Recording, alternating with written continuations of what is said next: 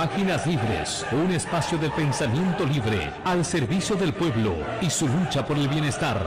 Una voz de reflexión donde la noticia se hace idea.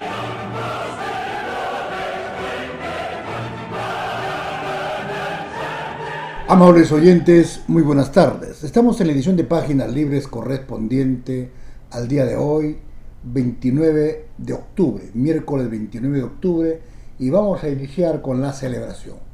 Hoy día 29 de octubre, de acuerdo a la ley 25392 del Ministerio de Cultura del Perú, se ha declarado esta danza como patrimonio cultural de la nación del Perú. Es el tondero piurano, esta danza norteña peruana que es una conjunción de la cultura afroperuana. ¿Qué es el tondero? Es una danza, ya le dijimos, folclórica, pero perteneciente a la costa norte del Perú. Tondero no se baila pues en Puno, no se baila en Arequipa, no se baila en el Cusco, ¿no? Tondero se baila en los pueblos del norte del Perú. ¿Cuándo se originó el tondero y dónde? El tondero se ha originado en Morropón, Saña. Y Saña, ustedes saben, es una zona hartamente conocida como la que centralizó, captó o fue el reducto de la migración negra. Esta danza es alegre, es vivaz, baila una pareja descalza, ¿no? Y tiene pues partes marcadas, como son la parte del canto, la parte dulce y la fuga. El tondero es una danza que ha sido reconocida, como dijimos al inicio, como patrimonio de la cultura nacional, porque encarna pues la riqueza, la diversidad de nuestro legado norteño, que, como ya les dije, refleja ese mestizaje afroperuano. Desde Páginas Libres le rendimos tributo al tondero y hacemos votos por su proliferación y desarrollo como una danza peruana del norte de nuestra patria, cuya vivacidad, cuya alegría es realmente motivadora y es de recreamiento, relajamiento, que merece ser difundido.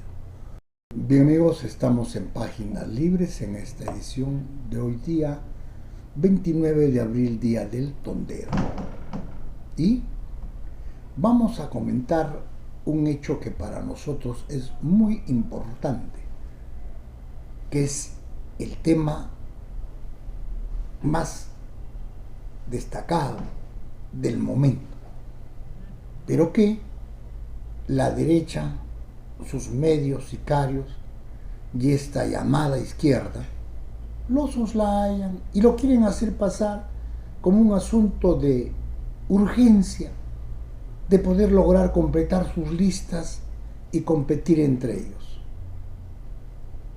Vamos a ver qué ocurre. Usted encuentra dentro de los 40 y tantos partidos una diferenciación central, una diferenciación que permita decir: allá están ellos, aquí estamos nosotros. Habrá 43 propuestas de plan de gobierno. Hay un diagnóstico adecuado, sesudo, meticuloso, responsable con lo que ocurre, con lo que pasa en la economía, las condiciones de vida de nuestro pueblo, las condiciones de dependencia de nuestra patria. Hay al mismo tiempo una propuesta sobre ese diagnóstico, cómo cambiar las condiciones oprobiosas de atraso, de abandono, de hambre, miseria, de subordinación a lo largo de estas últimas décadas y que tiene una antesala de siglos. Habrá una propuesta que diga, señores, nuestro diagnóstico señala esta debacle, esta crisis, estos males. Pero nosotros tenemos que decir que esto es impuesto. Esto no es de signo de Dios, como dicen por ahí algunos clérigos o algunos feligreses. No. Esto lo están haciendo malvados, malditos, delincuentes, bribones. Porque somos un país que no solo es cuna de la humanidad. Es decir, nuestra amada patria no solo es cuna de las 6 culturas que generaron la humanidad, sino que su producción, su riqueza, no permite, está impedida de satisfacer las necesidades de su pueblo. Aquí se saquea, se roba, se explota y se saca fuera. Y nos hacen creer que todos los años necesitamos inversión. Primera interrogante sobre este tema. ¿Cómo es posible que produzcamos tanto, haya tanta riqueza y todos los años digan delincuentes que necesitamos inversores? ¿Dónde miércoles está esa plata, esa renta, ese recurso que generamos cada año? Lo más grave. ¿Cómo es posible que durante décadas se siga con un modelo colonial, delincuencial, subordinado a grandes capitales y a grandes mafias que saqueen el país, que exploten la mano de obra, que lo contaminen, que evadan impuestos y cuando se reclama nos masacren, nos golpeen, nos hieran y nos maten? ¿Por qué se da ese hecho? ¿O estoy inventando? Han encontrado en la propuesta de estos grupos que se lanzan, y no me refiero a los 40 y tantos, porque ahí hay pus, ahí hay cáncer, ahí hay sida, pero también hay esperpentos, lacra, imbéciles, que pretenden con un membrete llamarse partidos. Me refiero y me dirijo a quienes se reclaman de izquierda y quieren presentarse como responsables de poder proponer algo. Hay un diagnóstico de por qué es que no se ha satisfecho las necesidades del pueblo trabajador. ¿Cómo es posible que nosotros, un país con superávit alimentario de hace siglos,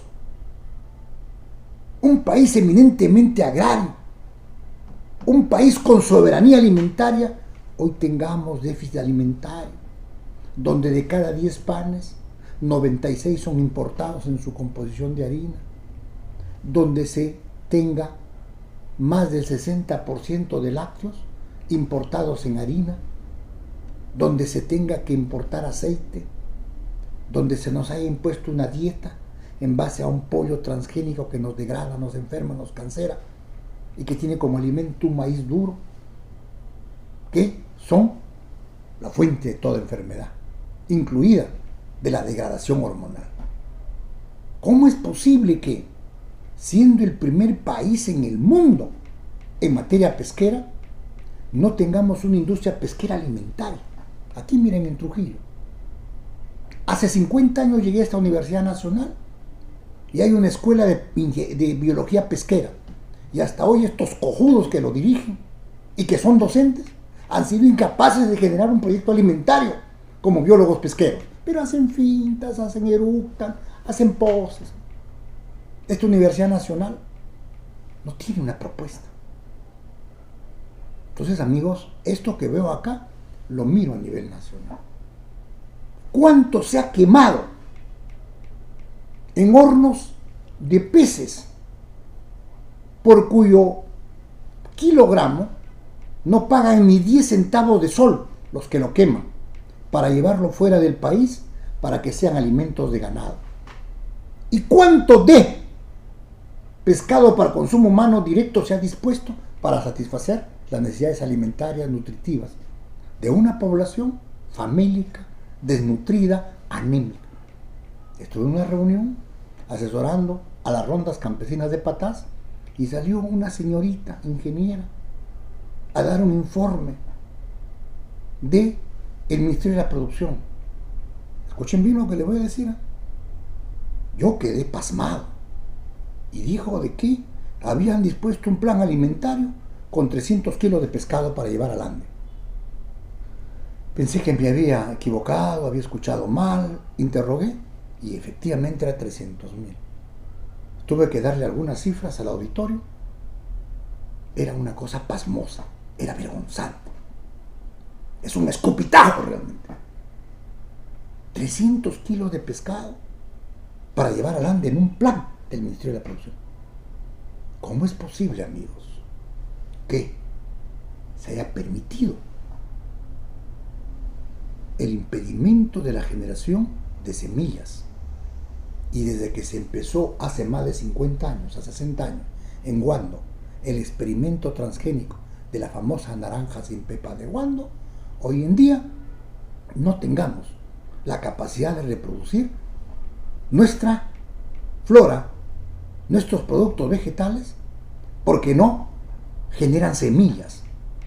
Le han castrado la posibilidad de germinar. Un plan de aniquilamiento. ¿Tienen una propuesta los candidatos, los planes de gobierno? ¿Hay una propuesta sobre la infraestructura que necesitamos? Por ahí me sale un buen amigo y me dice: Roberto, me fui pues a Berlín y he mirado, mira Roberto, he mirado las pistas y yo estoy de acuerdo con que haya un plan de un corredor norte-sur. Sale Pepe Murgi y dice: claro, el corredor norte-sur, se hacen años, yo ya estoy viejito, voy a morir, no se ha hecho, pues no. Y este alcalde, exalcalde, no se acuerda que él es ingeniero sanitario de la UNI, cuando era Eduardo de Javis, porque este tiene su partido en Papiro, y acá tenemos el más grande muladar del mundo, que es el Botadero del Milagro. Amigos, es increíble la forma, el modo que se entiende el país. Tienen un diagnóstico de la infraestructura, vale decir, las carreteras, las pistas, los puentes, los canales que necesitamos. ¿Cómo es posible que aquí se tenga 3 quebradas, se hayan gastado cerca de 1.000 millones y sigue inundando Trujillo? Y se nos quiere engañar que hay contratos de gobierno a gobierno y que Gran Bretaña dirigiría. Acá no ha venido ningún inglés, dan su membrete y lo hacen los mismos, y los robos son los mismos, y han suspendido porque falta plata y siguen robando y seguirán robando. ¿Cómo es posible que esta tercera etapa echa el moche? Odrich lo abandonó, aquí tuvo operadores dentro de los propios grupos izquierdistas y un capitoste de Acción Popular, y finalmente dicen que lo destrabaron. Acuña cabezó este operativo para entregar cientos de millones para esta tercera etapa de la presa de Palo Redondo. Finalmente, ¿a quién va a beneficiar eso? Van a entregarle nuevamente a la industria agroexportadora, donde dinero del gobierno sirve a ellos. A eso le llaman empresariado.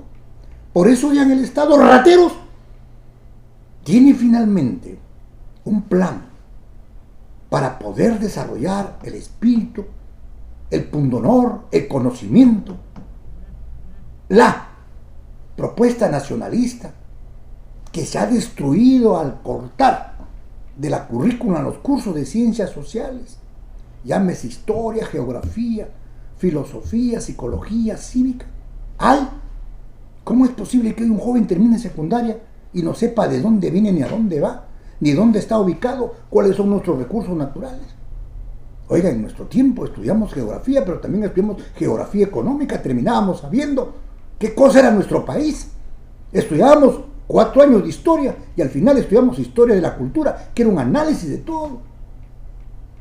¿Cómo es posible, amigos, que este diagnóstico los dirigentes magisteriales han sido compinches, cómplices, han sido incapaces de cuestionar esto? ¿Para qué? ¿Por qué? Por una conveniencia, pues, amiguitos. No me toques, no te toco. Quien se jode es el pueblo. Sino que me digan: Roberto, esto es mentira, y que vengan para discutir conmigo, mis queridos amiguitos. Entonces, amigos, los nuevos candidatos tienen un plan sobre esto. Tienen una propuesta. Tienen una propuesta sobre la escuela única, desde el kindergarten, el jardín, hasta el profesional, el entendimiento capaz. Hay ¿Hay realmente una propuesta económica, política, social, cultural en esos planes de gobierno? No están claros ni en el diagnóstico, amigos. Pero quieren ser candidatos, pero quieren ser parte de una lista. Y vienen los negociados. Es increíble lo que viene ocurriendo, amigos. En ese marco, desde esta tribuna hemos hecho enormes esfuerzos desde hace algún tiempo. Advertimos lo que está ocurriendo, se lo dijimos. ¿Qué es lo que va a ocurrir? Te van a joder, no te van a dejar participar. Va a ocurrir esto. No, que mi mamá me dijo, que yo soy vivo. Ahí está. Pese a todo ello, pese a todo, hemos planteado que se vayan unificados. Porque al final pueden querer lo que quieran, pero si el pueblo movilizado lo cerca, el pueblo movilizado les exige, tienen que soltar la pelota. ¿Qué ha ocurrido? No, pues cada uno se va con su grupito. Cada uno va con su grupito. Por ejemplo, el buen Roberto Sánchez dice que él va como candidato a la presidencia y lleva 2 acompañantes a la vicepresidencia, 2 mujeres respetables, indígenas del Cusco y de Puno. Y él cree que tiene la fórmula de solución y no tiene amplitud de mira, no mira lejos. Y todo lo tiene que ver, dice el profe. O sea, Castillo hoy decide la cosa. Los representantes de Castillo son mandaderos, pero son mandaderos. No tienen visión, no tienen grandeza para entender. Si tuvieran grandeza y no son mandaderos, se hubiesen reunido con el señor Pedro Castillo, que en este momento siente que puede catapultar una candidatura por el arraigo que tiene, no como estadista. Y eso lo voy a decir con claridad en este paréntesis. Si algún cojudo cree que Pedro Castillo es estadista, está más loco que una cabra que baja del monte corriendo. Pedro Castillo no es estadista, señores. Y Pedro Castillo no es un hombre consecuente. Ah, Roberto, entonces ¿por qué lo apoyas? Porque Pedro Castillo encarna, expresa, representa el anhelo de nuestro pueblo. Pero eso no significa que no se le diga las cosas claras. Pedro Castillo es una víctima del crimen de este sistema, de este régimen, de esta mafia. Y por lo tanto tenemos que ser solidarios con él. Otra cosa es que sea estadista. Pedro Castillo no entiende de estas cosas. Pedro Castillo de repente entiende cómo lo va a proponer como generales a los hijos de su profesor. O Pedro Castillo piensa de repente que va a tener tal o cual compromiso familiar o con paisanos. ¿Qué pasó con Pedro Castillo? Hablemos claro, pues. ¿Quién sacó a Héctor Béjar? Guido Bellido, que es el radical. ¿Quién sacó a Guido Bellido y a Merino cuando se iba a negociar el gas de camisea? Pedro Castillo, pues, amigos. Cobardes.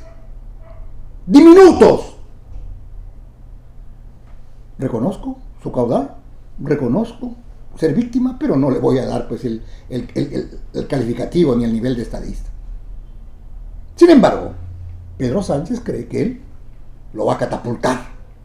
Y juega, no, es muy amable, muy diplomático el peladito este que se jala el pelo de un lado para otro y cuando viene el viento se da cuenta que tiene un gran desorden bajo los pelos, ¿no? Tiene su lista, lanza, no convoca.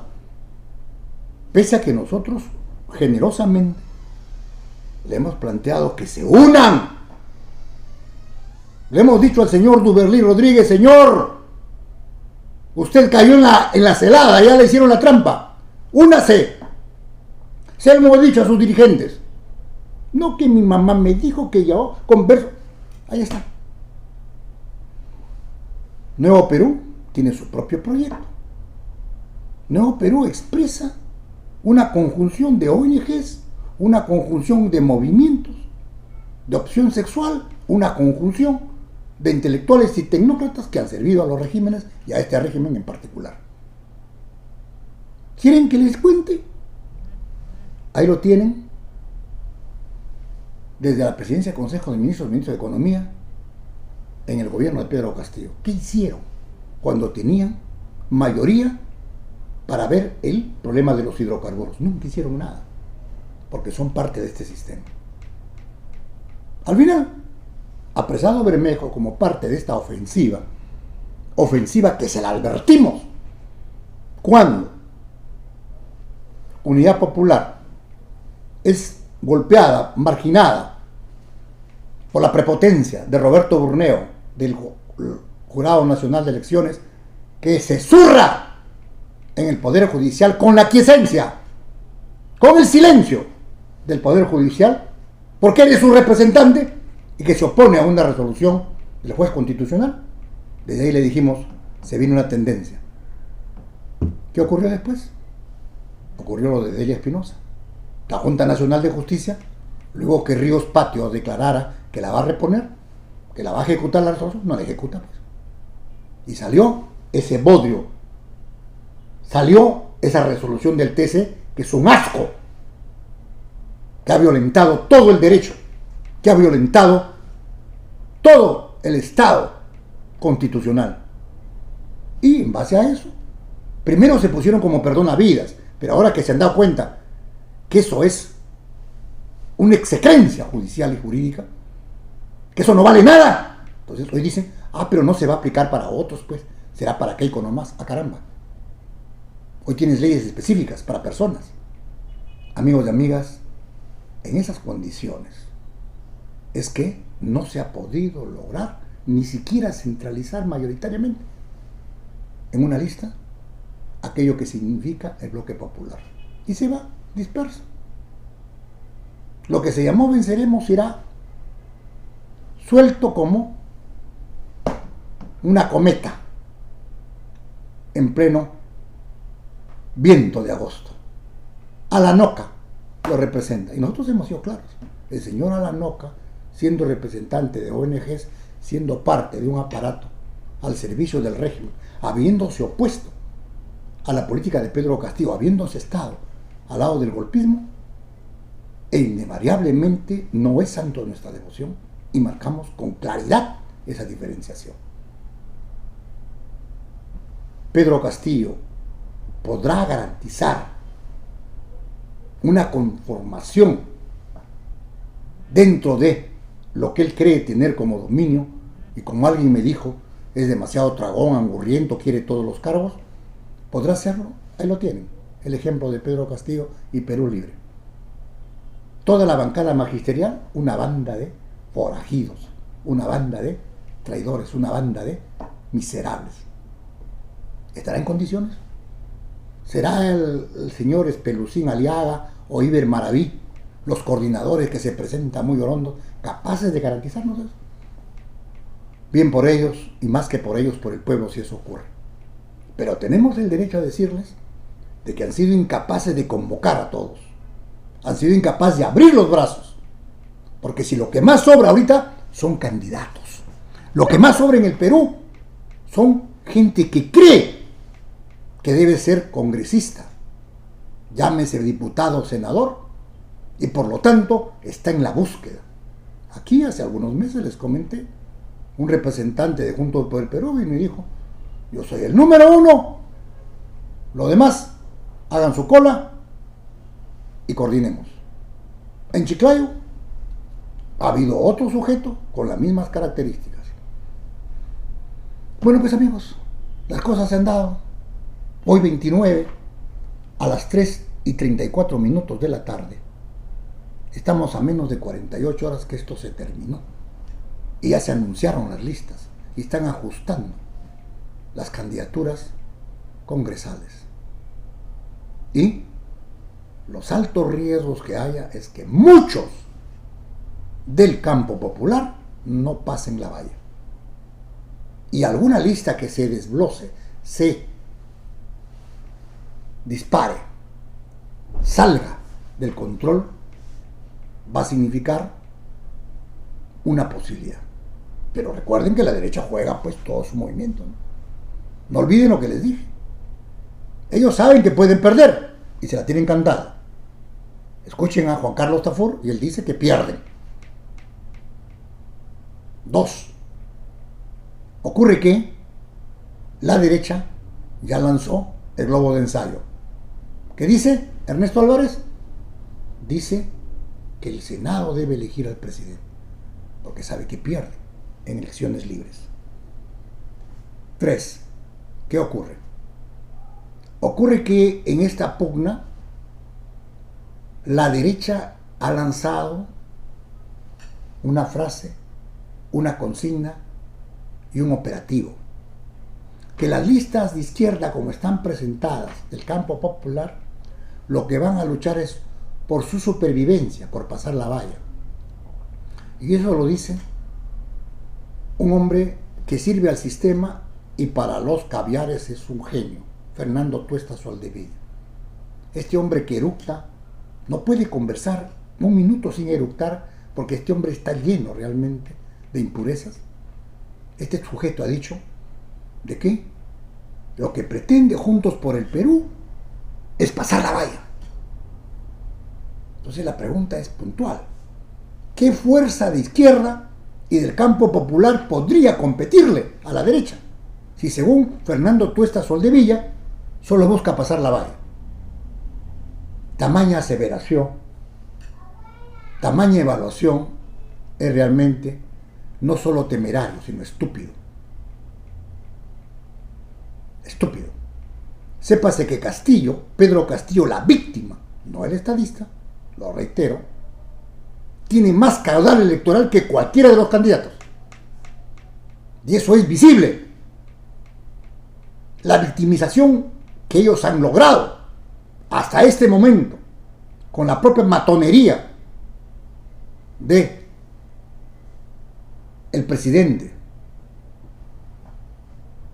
de la Sala Permanente Suprema Penal, San Martín Castro, lo está convirtiendo en esa figura que el pueblo lo ve agraviado y se adhiere. Amigos y amigas,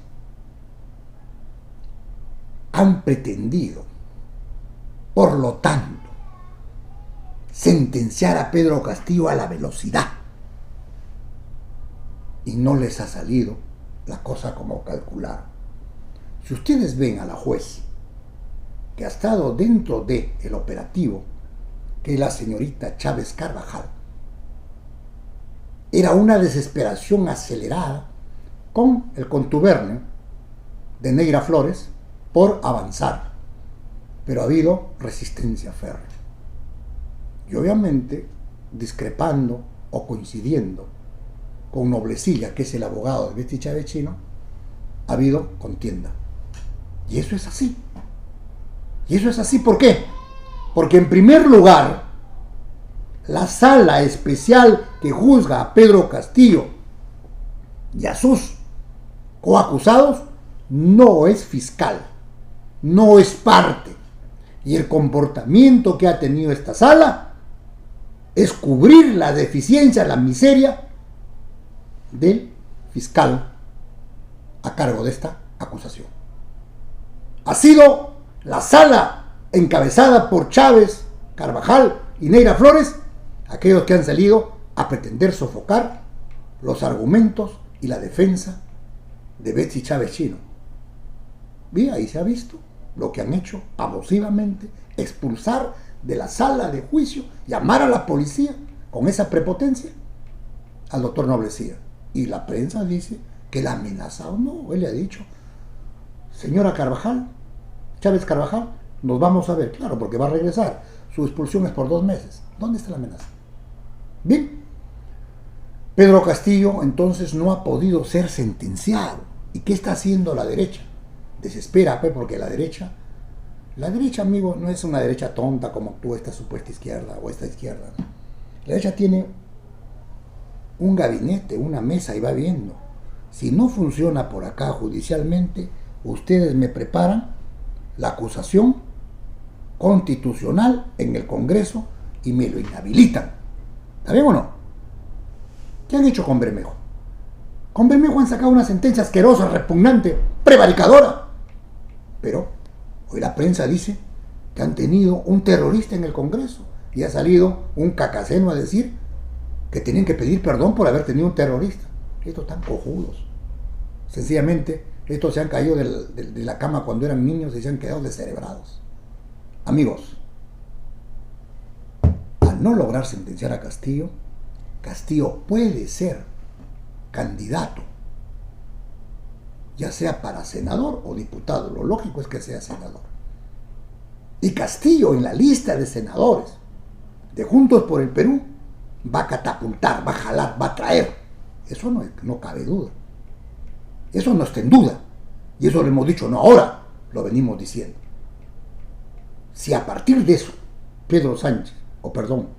Roberto Sánchez pretende imponer condiciones y echarle toda la culpa al profe, allá él. El problema es que hay banderas, hay reivindicaciones, hay propuestas que tienen que respetar, porque la tendencial es que el pueblo está movilizado y no se va a prestar a un engaño más. Lo cierto es que si Pedro Castillo, al decir del propio Tuesta Sol de Villa, que ya les cantó y ya les dijo, no tiene sentencia y sí puede ser candidato, una vez que este 31 se cierra y entra a la contienda, lo que le queda a la derecha es lo más asqueroso, lo más ruin, lo más repugnante: aprobar en el Congreso su inhabilitación. Y ahí sí el pueblo va a ver clarito, como dijo Cabeza de Bolero, ¿no? ¿Se acuerdan de Cabeza de Bolero, este ex ministro de Economía? ¿No? Clarito el pueblo lo va a ver que esa acusación constitucional está dirigida profesamente a impedir que Pedro Castillo sea candidato. Si el pueblo movilizado golpea esto, impide esto, tengan la seguridad que Pedro Castillo ganará una adhesión enorme, será elegido como senador y tendremos una derecha sumamente golpeada. ¿Eso niega lo que he venido diciendo? En absoluto. Eso confirma la tendencial, pero al mismo tiempo reclama corregir todo esto. Algunas fuerzas quedarán excluidas. La grandeza está en que se vaya preparando condiciones para la segunda vuelta y que sea capaz de poder derrotarse a esta derecha, porque en esta primera vuelta lo que se necesita es lograr la mayoría congresal sin vuelta que darle, de tal manera que su sueño, dicho por Ernesto Álvarez, de gobernar a través del Senado y elegir presidente a través del Senado, sea aplastado. Esperamos, amigos, que esta pugna, esta lucha, esta esperanza, este anhelo del pueblo tenga un derrotero final al servicio del cambio y a la satisfacción de las necesidades del pueblo trabajador. Bien, amigos, estamos en Páginas Libres en esta edición de hoy, 29 de octubre, día del Andó. Y tenemos que empezar con gratitud.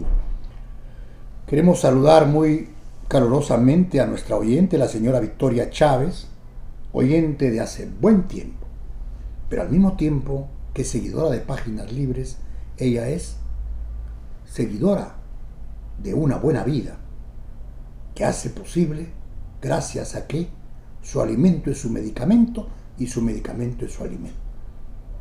Me decía una chica, ¿y cómo es esto, don Roberto? Que cuando tú comes y es benéfico para tu organismo, a la vez previenes y te ayuda a curación preventiva. Y cuando tú enfermas, el medicamento que consumes natural no te daña, te ayuda a curar y a la vez te alimenta. Por ejemplo, el tocosh te limpia la bacteria Helicobacter, te lo saca del píloro, te limpia la infección, pero te fortalece la flora intestinal, la microbiota, que son las bacterias, los hongos, los virus benéficos para nuestra salud. Pero al mismo tiempo te da fortalecimiento óseo, porque el tocosh tiene calcio. Por esta razón es que nuestra querida amiga Victoria Chávez consume los medicamentos y alimentos de Casa Naturista Buen Vivir y hace apenas unas horas ha adquirido los panetones veganos como parte de los manjares que sabe degustar y deleitan a vuestra familia. Nuestro saludo. Casa Naturista Buen Vivir les ofrece sus productos alimenticios y medicinales a favor de vuestra salud en harinas, aceites, mieles, sales, que también vienen encapsulados. Aquellos que no puedan tomarlo en emolientes, lo pueden ingerir en cápsulas. Tenemos aceites, oliva, coco, orégano, ricino, romero, cañigua, etc. Tenemos azúcar panela sin refinar, tenemos stevia, jarabe de yacón para los diabéticos, tenemos sal marina, sal de maras, recordándoles que la sal de maras, aparte de ser exquisita, depurativa, tiene la más grande cantidad de calcio. Recordándoles que hay vino sin alcohol, tenemos miel de abeja cruda, tenemos algarrobina y propóleo para los resfríos. Tenemos el inigualable pan de masa madre, que es altamente benéfico, no tiene gluten, pueden consumir los diabéticos, obesos, ayuda a bajar las impurezas, las inflamaciones, altamente nutritivo y digestivo. Tenemos el queque vegano, tenemos de todo. Visítenos. Estamos en la Avenida España 1717, a 20 metros de la Plaza de Toros, en la sede de Proin. Gustosos de atenderlos. Servicio de libre en todo Trujillo, envíos a nivel nacional. Diríjase al WhatsApp 971 52 3335. Gustosos de atenderlos. Bien amigos, estamos en Páginas Libres en esta edición del día de hoy, recordándoles que estamos en el día de Tondero, la música afroperuana, patrimonio de la nación. Hay un debate sobre la importancia, lo benéfico que pueda constituir el estado de emergencia. Y ocurre que en el concepto de José Gerí, el farandulero este que funge de presidente, si este estado de emergencia no daba fuegos, él afirmó que se darán medidas más fuertes, se profundizará las acciones de fuerza, vale decir la represión. Y salieron ya a opinar que había que declarar estado de emergencia, junto a toque de queda. ¿Será verdad que si no funciona el estado de emergencia, tenemos que ir al toque de queda? ¿Será verdad que inamovilizar puede superar la limitación que no se logra con el estado de emergencia? Mandinga, como dice mi compadre Efraín Ferrer, el hombre de Buenavista Club Social. Estos imbéciles, como no tienen un mínimo de logicidad, de preparación, de dominio en la temática militar, estos infelices no creo que hayan leído ni siquiera a Sun Tzu, menos a Karl Lowenstein. Estos no han leído a nadie, de repente estos han leído Coquito. A ver, vamos explicándonos. Porque un amiguito me dijo, ¿cómo es esto, Roberto? Te voy a explicar en la radio, le dije. Porque tú siempre me vienes a consultar cosas y quieres que te expliquen a ti en la radio. Vamos por gotas y cucharadas, con lentitud. ¿Cómo? Despacito, ¿no? Yo tengo una amiguita que cuando le explican me escucha, pero cuando le van a dar el premio, ¡brrr!, se alborota, sale corriendo, ¿no? Estoy en emergencia, dice. Parece que tiene una bolita que le sube y le baja. ¿No? ¿Bien? ¿Qué significa un estado de emergencia? Significa un estado donde las garantías, los derechos fundamentales están recortados. Significa que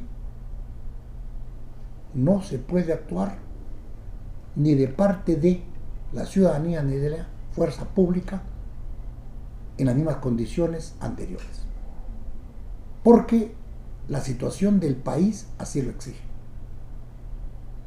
¿Y a dónde apunta el estado de emergencia? A posibilitar que las fuerzas policiales puedan detectar y detener la causa que genera ese estado de emergencia. ¿Y por qué se da el estado de emergencia? Aparentemente, porque se lucharía contra el sicariato, se lucharía contra la extorsión y contra las matanzas que hay todos los días en el Perú y de modo particular en Lima y Callao. Esa es la justificación por la cual se da el estado de emergencia. Pero ¿cuál es la causa real de este estado de emergencia? La causa real y el objetivo es las luchas sociales, el levantamiento popular e impedir que esto se desarrolle, prolifere y ir a las condiciones electorales bajo ese control.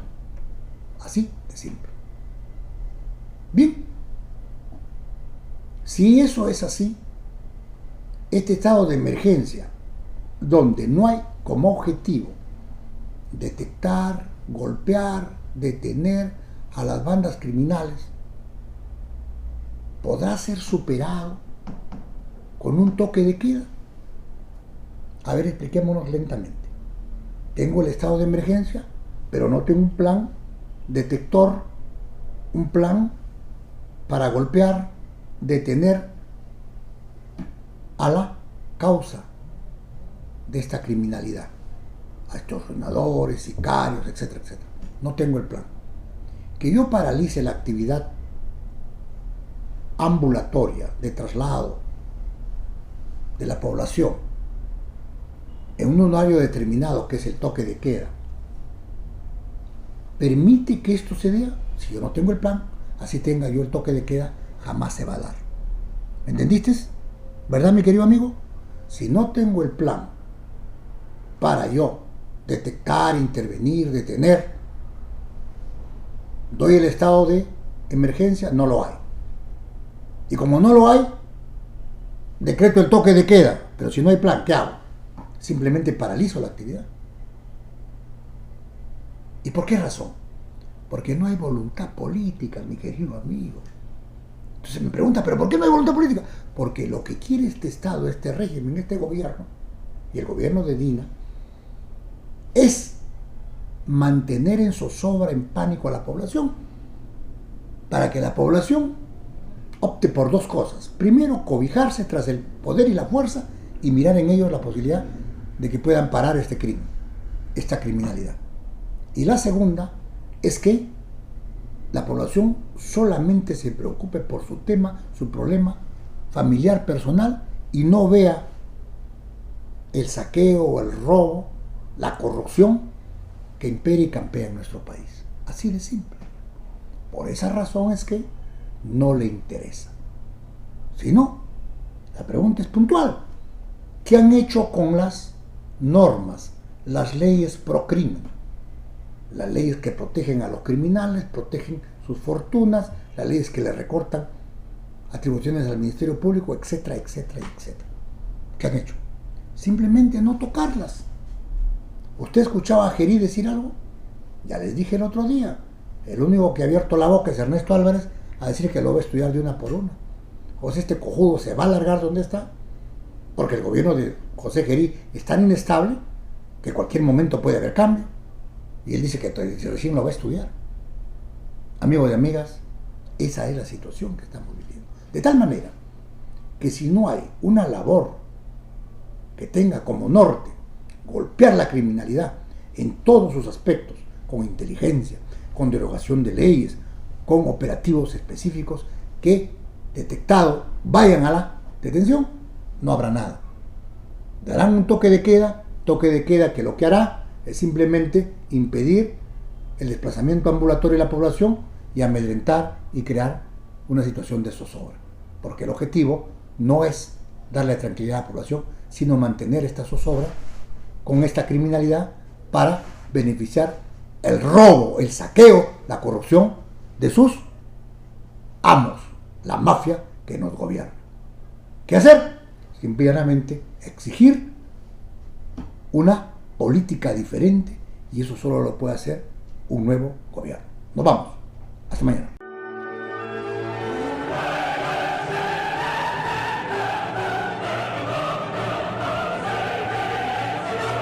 Páginas Libres, un espacio del pensamiento libre al servicio del pueblo y su lucha por el bienestar. Una voz de reflexión donde la noticia se hace idea.